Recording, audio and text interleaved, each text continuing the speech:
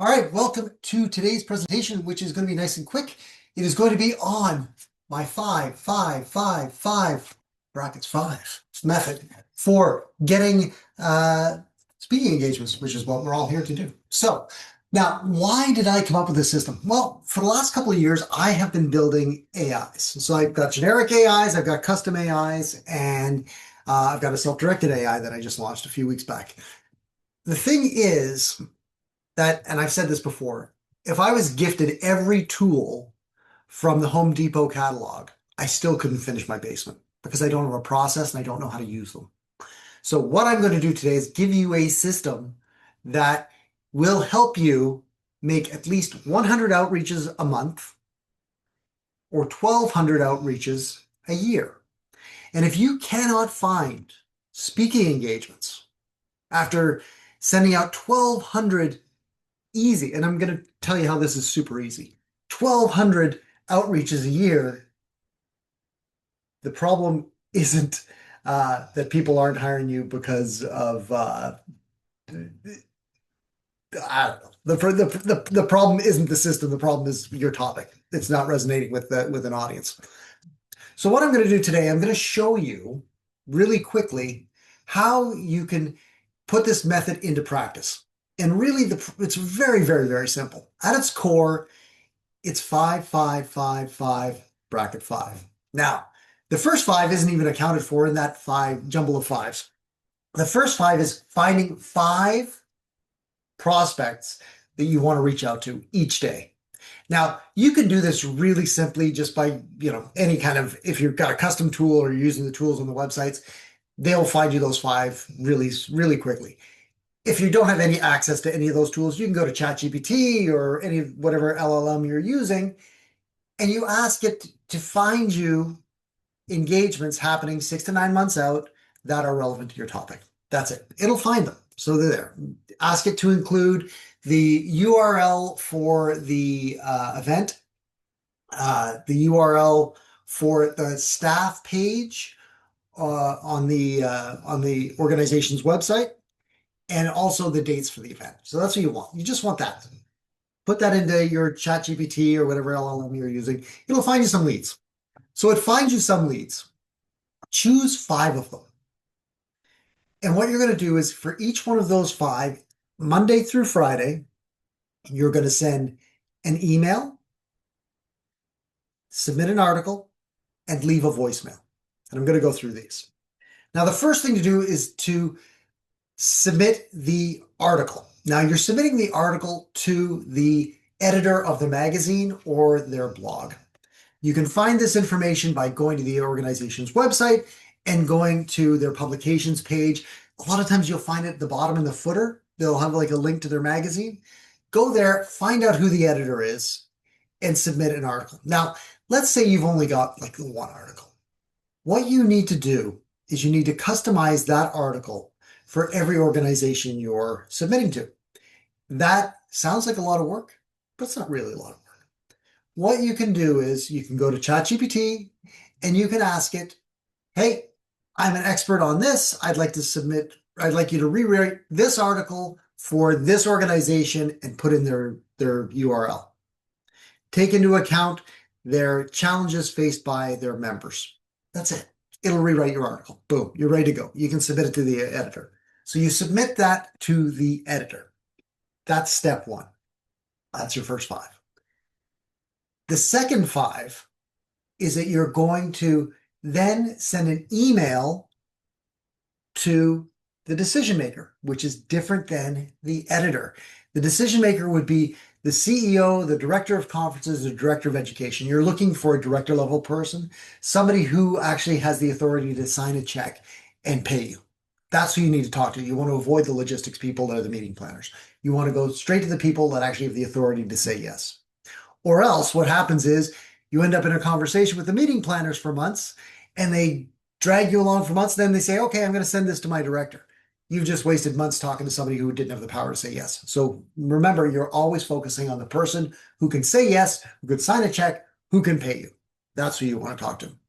Now, you've now sent your article. And you've submitted, or you've sent your article and you've sent an email. Perfect. Sounds great, right? A lot of people will go, done. But what you're really going to do to separate yourself from those 100 other emails that this decision maker is getting every day is you're going to leave them a voicemail. And that is the third five. So this is critical. You've submitted the article, you've sent an email, and then you leave a voicemail. And the voicemail is saying, I've just given you an article and I'm following up on an email. That's all you're saying. Now, somebody in our group actually did this a few weeks back, and they did 5 by 5 by 5 by 5, bracket 5, and they did that for 5 days straight. So that's 25 outreaches. So they did their 25 outreaches, and I asked them, how many people actually answered the phone out of those 25 phone calls? And they said one person. So really, you're 96% of the time, you are going to be leaving a voicemail. So if you've got the fear of calling? When you've got the fear of calling, you don't want to be doing phone calls. Right now, nobody answers the phone if they don't recognize the phone number or the name attached to the phone number. So you're leaving voicemails. So just leave your voicemails. Here's why it's important. Those decision makers are getting an awful lot of emails every day. A lot of them are from just generic emails from speakers looking for spots on the stage. What you're doing by leaving the voicemail and telling them that you've given them an article is you've given them something of value. You've done a little research into their organization and you understand how you can solve for X. That's it. That's it. If you do that 5 times a day, right? Which should be under an hour, Monday to Friday, that's 25 outreaches a week. If you extend that into a month, that's 100 outreaches a month or 1,200 outreaches a year. Now, here's the math. Let's say you do your 100 a month. 80% of those people never get back to you. Just the way human nature is, they just don't. The 20% that are left, half of them don't pay. So you're not worried about those. That leaves you with 10. 10 good targets. Out of those 10 targets, your goal on a monthly basis is to land between 3 and 5. 3 and 5. Okay, that gets you like one speech a week, right? That's a lot of work. It doesn't sound like a lot, but it's a lot of work. And that's a sustainable speaking career. You're speaking 3 times a month or 4 times a month. You don't need to speak 10 times a month to make it a career. 3 to 5 times a month, you'll be fine. So you've got your 3 to 5 times a month. You're doing that. So notice how I never at one point said submit an RFP. The RFP happens and the submission process happens after you've had the discussion with the decision maker and found out that there's a budget. If there is no budget and it's not your ideal audience in there, that you're not going to be able to get coaching clients or anything else from, skip it. If it's not worth your time, it's not worth your time. You're an expert, you're a professional, you get paid. That's the way it works. So now we jump over. We've done our outreach. The outreach is really, really solid. Your job at every time is to repeat this system weekly. The best way to establish a career as a speaker is to be consistent in your outreach. Now, when you're doing this kind of blind outreach, it is a numbers game. But if you're doing 25 outreaches a week, you should be getting some business. Now, I'm also saying that this is not exclusive. You don't avoid every other kind of prospecting.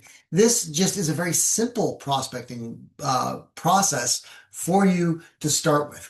When you get good at it, maybe that 5, 5, 5, 5 becomes 10, 10, 10, 10. Maybe you could do 10 in an hour versus 5 in an hour, and then you've doubled your outreach. But I don't want you to burn out. And that's why that last 5 is that bracketed 5. And that bracketed 5 is don't ever spend more than 5 minutes looking for contact information. All right. This is really critical because this has happened to a few people that have the custom tools, people that are using their VAs to do the research for them. Oh, my VA hasn't only found 3 last week. I was like, really? Using the custom tool? Yes. because they're spending an hour researching the people that they need to talk to. And that's why you don't need to spend more than 5 minutes. If people are hiding their contact information, the most powerful word that you can internalize is next. Where's my next opportunity? This one here is not low hanging fruit. This one here is going to take a lot of work. I'm going to go to the next one. You want to get those 5 out every day. Now, let's say there's a great event and you're like, I can't find the person's contact information, but I love this event. I really, really want to do this event. That's perfectly legitimate. Copy that event, put it on a Word document, and go back to it after you've done your 5, right? That could be one. It's worth the research. It's worth more than 5 minutes. But really, what you need to do is get that habit, that prospecting habit. And that prospecting habit only happens when you do it every day and you make it a part of your process. The first thing you do every morning is you do your research and find your 5 clients, your 5 prospects. You send those 5 articles, customized articles to that association or organization. Then you send an email. You can send the email right away. You don't care if that article gets published. The only reason you're sending that article is so that you can tell the decision maker, I've given you something of value. You've participated in reciprocity. You've given them something before you've asked for anything. So now you've given them this valuable article. And again, you don't care if it gets published, right? You're just saying that you've done it. I've done it. I've checked the box. The article is away. Now, they may not read that email, but if you leave the voicemail saying that you're following up on the email you just sent about the article you submitted to the magazine, now they're more likely to go back and look at that email and read your outreach. It's about building relationships. So if you can't just be transactional in this, you want to be able to make that connection, look like you're invested in their success and not just a vendor looking for some gig work as a speaker. And that is the critical way to do it. And that is the 5 method. Find 5 prospects each morning. Customize 5 articles, even if it's the same article, just customize it for each one of those 5. On ChatGPT, it'll do it. Just give the URL and say, customize this for X association or organization. It'll do it. Read it over though before you submit it. Then you want to send the email saying, hey, I just gave you an article. And then you want to leave a voicemail saying, I'm just following up on the email I just sent. I gave you guys an article and, I'd like to talk to you about your upcoming event in October or September, whenever the event is. So you're building that reciprocity and that relationship. And that's how you're going to do it. So if you do that every day, that's 100 leads a month that you're following up on. Now, you're not going to be submitting 100 RFPs. You're going to be submitting probably in the end 10 RFPs, right? A month. Like that'll be it. Like, because out of those 100 emails that you send and 100 articles that you give and 100 voicemails, it all comes down to those final 10. And if you can do those final 10 and take those final 10 and just make sure that you're getting that customized RFP in, and then you should be able to land 3 and 5 of them if the AI is actually finding you the proper engagements. Now, here's the trick. In the chat, I am dropping in, if you're in the ASSC, you've already got access to this in the downloads. If you're in the speaking business community, you already have access to this in the download section. But I'm going to drop in a link. Aiden, you're probably watching if you haven't got your coffee already. I'm dropping in a link to our secret speaker prompt sheet. That will help you craft those prompts that are going to help you land those engagements. Now, that we've gone a little bit longer than I wanted to go. So I am going to wrap this up and we are going to get to our networking. All right. Talk to you later.